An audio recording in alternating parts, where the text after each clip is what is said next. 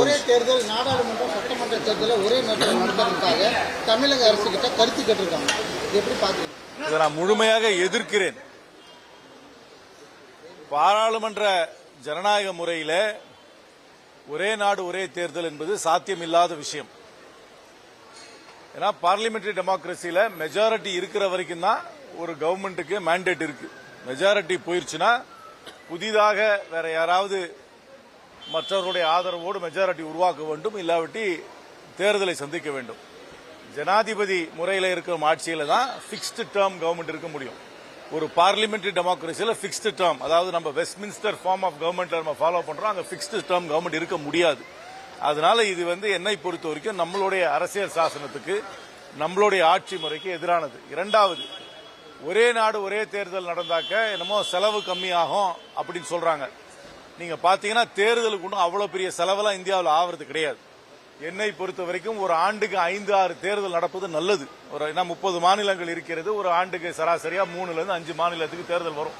அது வர தப்பே கிடையாது. அடிக்கடி தேர்தல் வர்றதுனாலதான் மக்கள் தங்களுடைய உணர்வுகளை வெளிப்படுத்த முடியும். அரசியல் கட்சிகளும் கொஞ்சம் விழிப்போடு இருப்பார்கள். 5 ஆண்டுக்கு ஒரு முறைதான் தேர்தல் வருகிறது என்றால் அரசியல் கட்சிகள் விழிப்போடு இருக்க மாட்டார்கள். ஆட்சியில் இருப்பவர்கள் ஒரு மெத்தன போக்கோடு இருப்பார்கள். மாநில தேர்தலின் மூலமாக கூட சில சமயம் மக்கள் மத்திய அரசாங்கத்திற்கு சில பாடங்களை புகட்டுவார்கள். அடிக்கடி தேர்தல் வருவதன் மூலமாகத்தான் என்னை பொறுத்தவரை மக்கள் தங்களுடைய கருத்துக்களை வெளிப்படுத்த முடிகிறது. ஒரு சாரிடான் மாத்திரம் மிச்சம், அவ்வளவுதான். ஜனநாயகனுக்கு ராகுல் காந்தி அவர்கள் வரவேற்பு கொடுத்திருந்த அடுத்த நாளே பராசக்தி கூப்பிட்டு பொங்கல் விழா நடக்கும். 2 படத்தையும் நான் பாக்குறதா இல்ல. திரைப்படத்தை வச்சு தமிழ்நாடு அரசியல யாராவது நிர்ணயம் பண்ணாங்க நினைச்சாங்கன்னா அது தப்பு. ஆர்னால்ட் ஷ்வார்ஸ்நெகர் தமிழ்நாடுக்கு முதலமைச்சர் இருப்பார். அவர் படம் நிறைய ஓடிச்சு ஒரு காலத்துல. அதனால திரைப்படத்தை வச்சு நீங்க என்னமோ தமிழ்நாடு அரசியலையோ தமிழ்நாடு நரேட்டிவையோ மக்களுடைய எதிர்பார்ப்பையோ மக்களுடைய மனநிலையோ யாராவது வெளிப்படுத்தலாம் நினைச்சாங்கன்னா தமிழ்நாட்டு அரசியல் புரிதல் இல்லாமல் அவர்கள் நடந்து கொள்கிறார்கள் என்று என்னுடைய அர்த்தம். இது என்னை பொறுத்த வரைக்கும் ரெண்டுமே ஒரு கமர்ஷியல் ஆர்கனைசேஷன்ஸ் படம் எடுத்திருக்காங்க. அவர்களுக்கு லாபமோ நஷ்டம் வரதை பத்தி எனக்கு கவலை கிடையாது. இது எந்த நரேட்டிவையும் செட் பண்ண போறது இல்ல. அந்த 2 படத்தையும் நான் பாக்குறதாவும் இல்லை.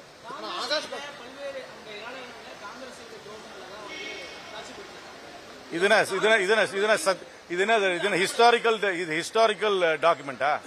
இது ஹிஸ்டாரிக்கல் டாக்குமெண்டா? திரைப்படத்தில் வர்றது ஹிஸ்டாரிக்கல் டாக்குமெண்டா?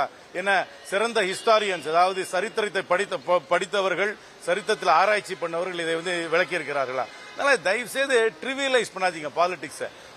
ஒரு 3 மணி நேரம் படமோ எனக்கு எவ்வளவு நேரம் கூட தெரியாது. 2 படமும் ஏதோ ஒரு நரேட்டிவ் செட் பண்றாங்க.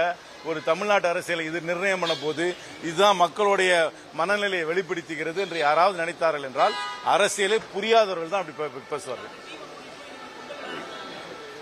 பொங்கல் விழா கூட நடத்தினா ஆஸ்கர் கூட அதுக்கு ரெக்கமெண்ட் பண்ணிட்டான். அதை பத்தி எனக்கு கவலையே கிடையாது. இது இரலவென்ட் இஷ்யூ. அந்த படமோ அந்த படத்தோட கதையோ அந்த கடையில் இருக்கிற கற்பனையோ என்னை பொறுத்தவரைக்கும் தமிழ்நாட்டுக்கு இரலவென்ட் இஷ்யூ. இன்னைக்கு இரலவென்ட் இஷ்யூனா நிறைய இருக்கு பேசுறதுக்கு. நீங்க தெருநாய் பிரச்சனை ரெலவென்ட் இஷ்யூ, ரேபீஸ்ல செத்து போறவங்க ரெலவென்ட் இஷ்யூ, ரோட்ல குப்பை வராது ரெலவென்ட் இஷ்யூ, படிச்சவனுக்கு வேலை கிடைக்காது ரெலவென்ட் இஷ்யூ, காலேஜுக்கு போற ஃபீஸ் அதிகமா இருக்கு அது ரெலவென்ட் இஷ்யூ. படம் கலெக்ஷன் ஆகுதா கலெக்ஷன் ஆகலையா, அதுல இருக்கிற கற்பனை சீன் எப்படி இருக்குன்றதெல்லாம் ரெலவென்ட் இஷ்யூவே கிடையாது என்னை பொறுத்த வரைக்கும். எந்த படத்தையும் தடை பண்ண வேணாம். மக்களுக்கு நல்லா தெரியும் எது உண்மை எது பொய்ன்னு தெரியும். அதனால சொல்றேன், இதுக்கெல்லாம் இவ்வளவு சீரியஸா எடுத்துக்க வேண்டிய விஷயமே கிடையாது. படம் பாக்குறவங்க போய் பார்ப்பாங்க, என்டர்டைன்மெண்ட், ஒரு பொழுதுபோக்கு, அவ்வளவுதான். அதுக்கு மேல எந்த ஒரு சீரியஸ்னஸ் இந்த 2 படத்துக்கும் கொடுக்க தேவையில்லை. நான் 2 படத்தையும் பாக்குறதாவும் இல்லை.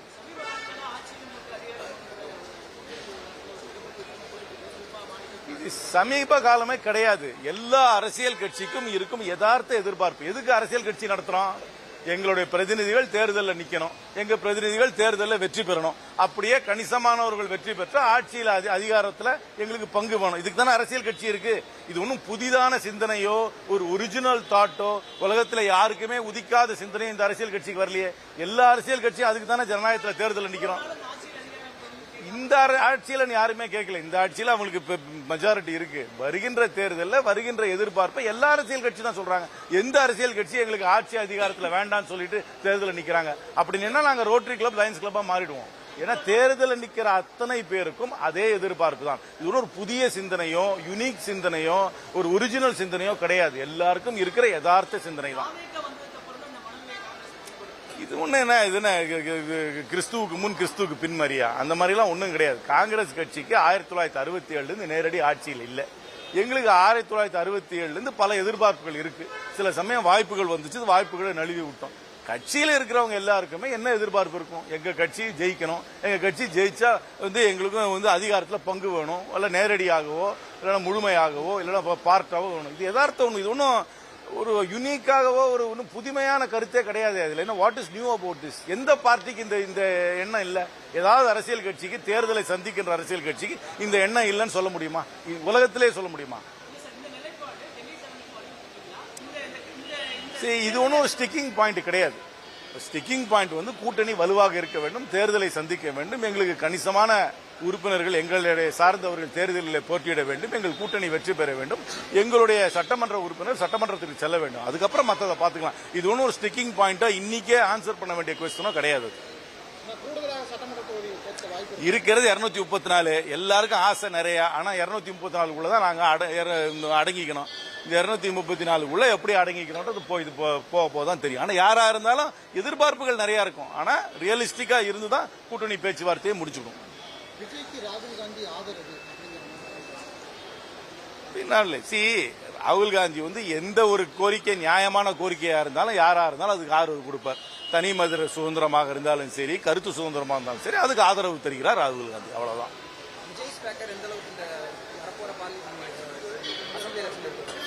ஓட்டு வரும், அதுல ஒன்றும் எனக்கு சந்தேகமே கிடையாது. ஏன்னா ஆதரவு இருக்கு, அவர்களுக்கு ஒரு எனர்ஜி இருக்கு. ஆனா ஓட்டே சீட்டா மாறுமான்னு எனக்கு சொல்ல தெரியாது. ஏன்னா ஆதரவு வாக்குகளாக மாறி வாக்குகள் சீட்டுகளாக மாறுவது என்பது ஒரு பெரிய ப்ராசஸ். அந்த ப்ராசஸ்க்கு நிறைய ஃபேக்டர்ஸ் வரணும். ஆர்கனைசேஷன், கேண்டிடேட், இதெல்லாம் நிறைய இருக்கு. அதெல்லாம் ஃபாலோ பண்ணதான் வரும். ஆதரவே ஓட்டா மாறாது, ஓட்டே சீட்டா மாறாது. ஆதரவு இருக்குன்றதை முழுமையா ஏத்துக்கிறேன். அதுல ஒன்றும் எனக்கு சந்தேகம் கிடையாது. கட்சிகள் 300 ரூபாய் கொடுத்து உணவு கொடுத்து கூட்டிட்டு வராங்க. ஆனா தமிழக வெற்றி கழகத்துல அவங்களா தானா வர்றாங்க. அதுல இருந்து என்ன வித்தியாசம்னா, அது ஒரு ரசிகர் மன்றமாக இருக்கிறது. அதனால சூப்பர் ஸ்டாரை பார்க்கறதுக்கு ரசிகர்கள் வருகிறார்கள் என்பதுதான் எடுத்துக்கொள்ள வேண்டும். கொள்கை பிரகடனம் செய்வதற்காக அந்த கூட்டம் கேட்கறதுக்கு வரல. அதுல ஒரு பெரிய கொள்கை பிரகடனம் செய்வது கிடையாது.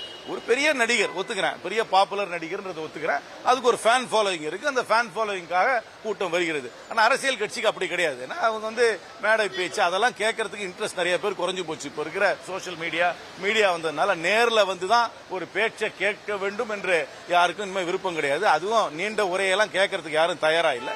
ஆனா ஒரு நடிகரோ சூப்பர் ஸ்டாரோ வந்தாங்கன்னா வரும். இப்ப கூட கேள்விப்பட்டேன், எங்க குஜராத்ல மேட்ச் நடந்துச்சு. விராட் கோலியும் ரோஹித் சர்மாவும் பாக்குறதுக்கு, அவங்க பிராக்டிஸ் பண்றதை பாக்குறதுக்கு கூட நிறைய பேர் போனாங்க. மேட்ச் பாக்குறதோட பிராக்டிஸ் பண்றதுக்கு பாக்குறது நிறைய போனாங்க.